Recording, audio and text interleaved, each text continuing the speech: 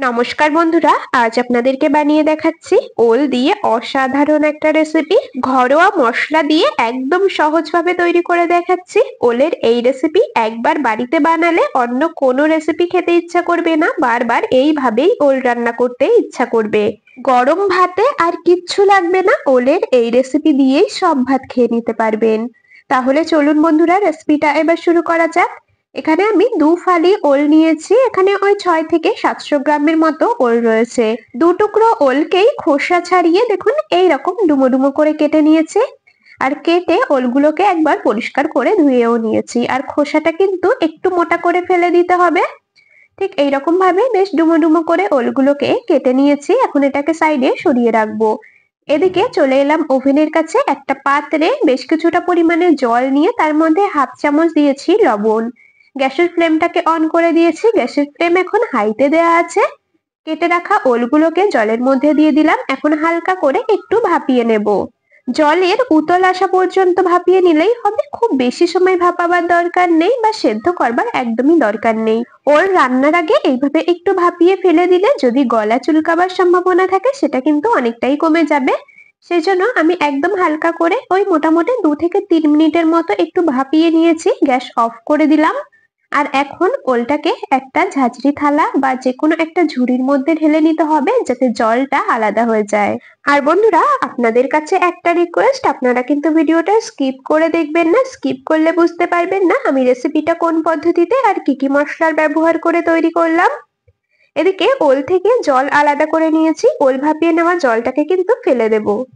ওভেনে আবার বসিয়েছি একটা কড়াই, তার মধ্যে অল্প পরিমাণে দিয়ে দিলাম সর্ষের তেল। তেল খুব ভালো করে গরম করে নিয়েছি। এখন ভাপিয়ে রাখা ওলগুলোকে তেলের মধ্যে দিয়ে খুব ভালো করে ভেজে নিতে হবে। অল্প একটু দিয়ে দিলাম লবণ আর সামান্য একটু হলুদ গুঁড়ো দিয়েছি।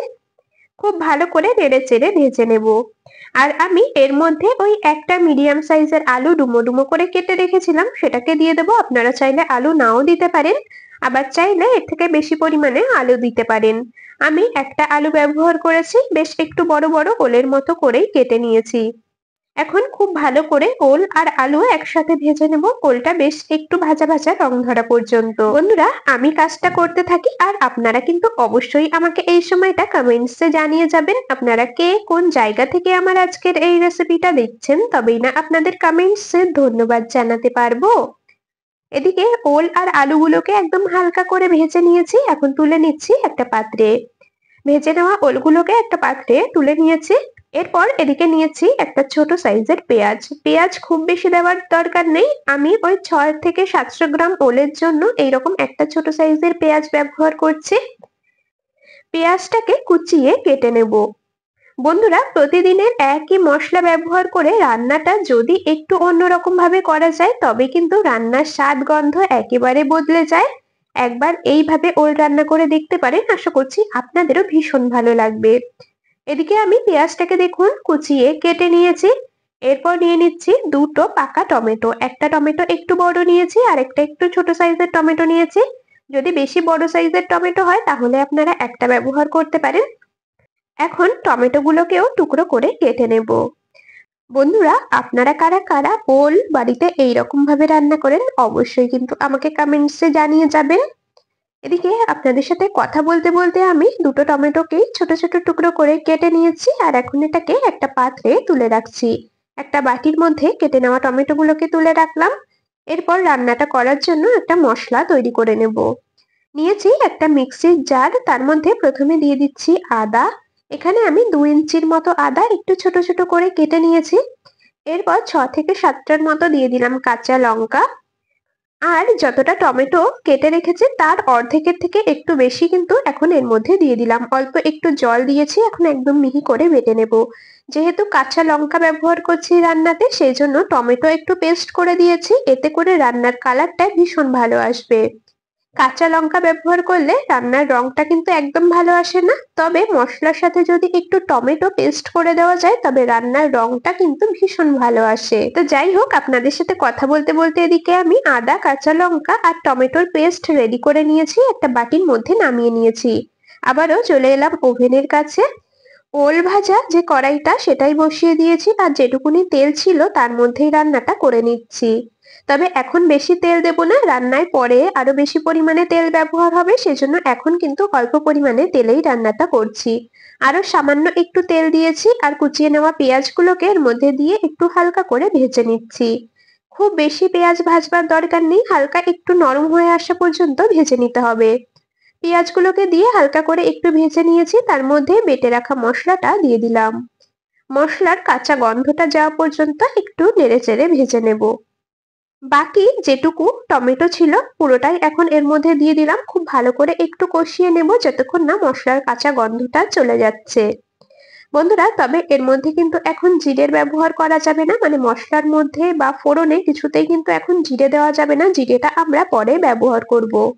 মশলাটাকে কিছুক্ষণ একটু ভেজে নিয়েছি, মশলার কাঁচা গন্ধ চলে গেছে। এখন এর মধ্যে ভেজে রাখা ওল আর আলুগুলোকে দিয়ে দিলাম।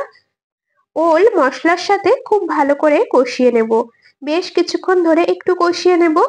যেহেতু তেল একদমই কম ব্যবহার করা হয়েছে ওই জন্য কিন্তু কষাতে কষাতে অনেকটা পরিমাণে তেল ছাড়বে না, তবে মশলার কাঁচা গন্ধটা যাতে চলে যায় সেইভাবেই কষিয়ে নেব।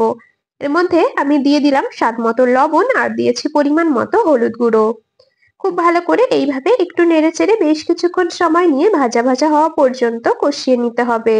আর বন্ধুরা, এখানে কিন্তু আপনারা মশলা তৈরি করার সময় লঙ্কার পরিমাণটা একটু বুঝে দেবেন, যেহেতু এই রান্নাতে গোলমরিচের ব্যবহার করা হবে সেই হিসাবে লঙ্কা দিয়ে দেবেন। এদিকে আমি ওল মশলার সাথে বেশ কিছুক্ষণ কষিয়ে নিয়েছি। এখন এর মধ্যে দিয়ে দিচ্ছি পরিমাণ মতো উষ্ণ গরম জল। যেহেতু রান্নাটা একদম গা মাখা তৈরি করব না, একটু ঝোল ঝোল তৈরি হবে সেই হিসাবে জল দিলাম, যাতে করে আলু ওল সমস্ত কিছু সুন্দরভাবে সেদ্ধ হয়ে যায় আর একটু ঝোল ঝোল থাকে সেই হিসাবে জলটা দিয়ে দিলাম। গ্যাসের ফ্লেমটাকে এখন হাইতে রেখেছি। ঝোল টকবক করে ফুটে এসেছে, ঢাকা দিয়ে মোটামুটি 5 থেকে 6 মিনিটের মতো রান্না করে নেব, যাতে করে আলু ওল সমস্ত কিছু খুব ভালো মতো করে সেদ্ধ হয়ে যায়।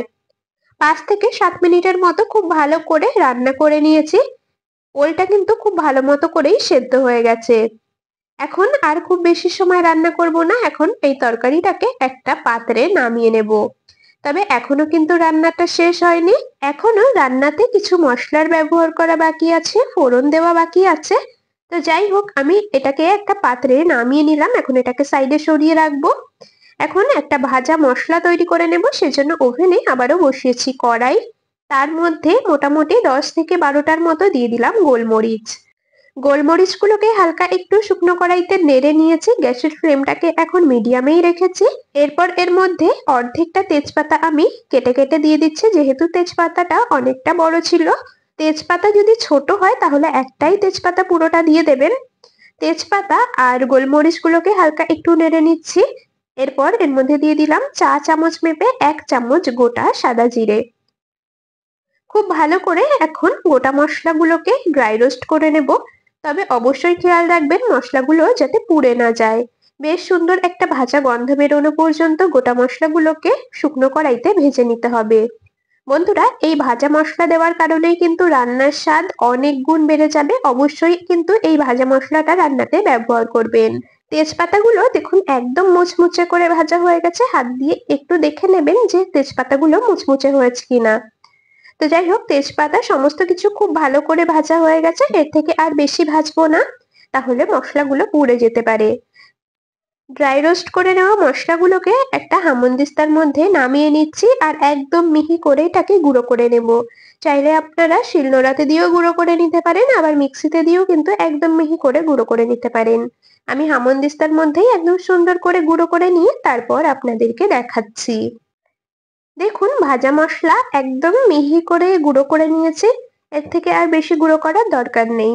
আবারও চলে এলাম ওভেনের কাছে, ওভেনে বসিয়ে দিয়েছি কড়াই। তাতে এখন বেশ কিছুটা পরিমাণে দিয়ে দিলাম সর্ষের তেল। তেলটা খুব ভালো করে গরম করে নিয়েছি, আর এখানে দেখুন নিয়েছি চিংড়ি মাছ। এখানে ওই 200 গ্রামের মতো আমি চিংড়ি মাছ নিয়েছি, বেশ বড় সাইজের চিংড়ি মাছ। আপনারা নিজেদের পছন্দ অনুযায়ী ছোট বড় যে কোনো সাইজের চিংড়ি মাছ রান্নায় ব্যবহার করতে পারেন। মাছগুলোকে পরিষ্কার করে বেছে ধুয়ে তার মধ্যে আমি কিছুটা পরিমাণে লবণ হলুদ মাখিয়ে রেখেছিলাম। তেলের মধ্যে চিংড়ি মাছগুলোকে দিয়ে দিলাম। খুব ভালো করে এখন চিংড়ি মাছগুলোকে ভেজে নেব, তবে বেশি কড়া করে বা খুব বেশি সময় ধরে ভাজবো না, একদম হালকা করে ভেজে নিলেই হবে। চিংড়ি মাছ খুব বেশি কড়া করে ভাজলে চিংড়ি মাছ খুব বেশি কড়া করে ভাজলে ছিবড়ে হয়ে যায়, খেতে একদম ভালো লাগে না। একদমই হালকা করে মোটামুটি 2 মিনিটের মতো আমি চিংড়ি মাছগুলোকে ভেজে নিচ্ছি, মাছের কাঁচা ভাবটা চলে যাওয়া পর্যন্ত। 2 থেকে 3 মিনিটের মতো মিডিয়াম ফ্লেমে মাছগুলোকে ভেজে নিয়েছি। এখন তুলে নেব একটা পাত্রে। যেহেতু তেলের মধ্যে চিংড়ি মাছ ভাজা হয়েছে সেজন্য তেলটা একটু ফেনা ফেনা হয়ে গেছে। তো যাই হোক, এই তেলের মধ্যে কিন্তু আমি দিয়ে দিলাম অর্ধেকটা তেজপাতা আর দিয়েছি হাফ চামচ গোটা জিরে ফোড়নে। ফোড়নটাকে খুব ভালো করে একটু ভেজে নেব, মিনিট খানিকের মতো, ফোড়ন থেকে সুন্দর ভাজা গন্ধ বেরোনো পর্যন্ত। ফোড়নটাকে খুব ভালো করে ভেজে নিয়েছি। এখন এর মধ্যে নামিয়ে রাখা ওলের তরকারিটাকে ঢেলে দিতে হবে। বন্ধুরা, ওলের তরকারি এইরকম ভাবে 2 ফোড়নে বা 2 সম্বরায় রান্না করলে এত সুন্দর একটা ফ্লেভার আসে। যারা কখনো বানাননি এইভাবে ওলের রেসিপি, একবার বানিয়ে দেখতে পারেন। একবার এইভাবে ওল রান্না করে খেলে বারবার খেতে ইচ্ছা করবে। তো যাই হোক, ফোড়নের মধ্যে আমি তরকারিটাকে ঢেলে দিয়েছি, তারপরে ভেজে রাখা চিংড়ি মাছগুলোকে দিয়ে দিলাম। আলতো ভাতে একটু নেড়েচেড়ে নিয়ে এর মধ্যে দিয়ে দিচ্ছি ভেজে রাখা মশলা, মানে ভেজে গুঁড়ো করে নেওয়া মশলা পুরোটাই দিয়ে দেব। আর বন্ধুরা, দেখতেই পাচ্ছেন রান্নার কালারটা কতটা সুন্দর এসেছে। শুকনো লঙ্কা ব্যবহার না করাতেও শুধুমাত্র কাঁচা লঙ্কা দিয়েও এত সুন্দর কালার এসেছে, যেহেতু টমেটো পেস্ট করে দেওয়া হয়েছে। আপনারা যারা শুকনো লঙ্কা খেতে একদমই পছন্দ করেন না, আর শুকনো লঙ্কা তো সবসময় খাওয়াও ঠিক না, তারা এইরকম ভাবে টমেটো পেস্ট করে রান্নায় ব্যবহার করবেন, দেখবেন কালারটাও ভীষণ ভালো আসবে। তো যাই হোক, আরো কিছুক্ষণ একটু ঢাকা দিয়ে রান্না করে নিচ্ছি, যাতে করে চিংড়ি মাছগুলো খুব ভালো করে সেদ্ধ হয়ে যায়। মিডিয়াম ফ্লেমে আরো 4 থেকে 5 মিনিটের মতো রান্না করে নিয়েছি।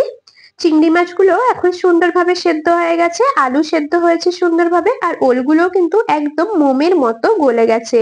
দেখতেই পাচ্ছেন কত সুন্দরভাবে সমস্ত কিছু সেদ্ধ হয়ে গেছে, রান্নার কালারটাও কত সুন্দর এসেছে।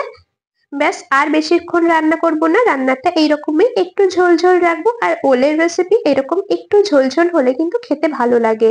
তো যাই হোক, গ্যাস অফ করে দিয়েছি আর এখন একটা পাত্রে তরকারিটাকে নামিয়ে নিচ্ছি। বন্ধুরা, ওল চিংড়ির রেসিপিটা আপনাদের কেমন লাগলো অবশ্যই কিন্তু আমাকে কমেন্টসে জানিয়ে যাবেন। আপনারা অনেকেই অনেক রকম ভাবে ওল চিংড়ি বাড়িতে রান্না করেন, তবে আমি যেভাবে রান্না করলাম এইভাবে একবার বাড়িতে বানিয়ে খেয়ে দেখতে পারেন, আশা করছি আপনাদের ভীষণ ভালো লাগবে। যারা একদম সিম্পল ঘরোয়া খাবার খেতে বেশি পছন্দ করেন তারা কিন্তু এই রেসিপিটা অবশ্যই বাড়িতে বানিয়ে দেখতে পারেন। আজকের এই ওল চিংড়ির রেসিপি আপনাদের কেমন লাগলো অবশ্যই কিন্তু কমেন্টসে জানিয়ে যাবেন। যদি ভালো লেগে থাকে তবে ভিডিওটিতে একটি লাইক আর বন্ধুদের মধ্যে অনেক অনেক শেয়ার করে দেওয়ার অনুরোধ রইল। তাহলে আজ এখানেই শেষ করছি, আবার দেখা হবে পরবর্তী কোনো রেসিপির সাথে। ততক্ষণ সকলে ভালো থাকবেন, সুস্থ থাকবেন।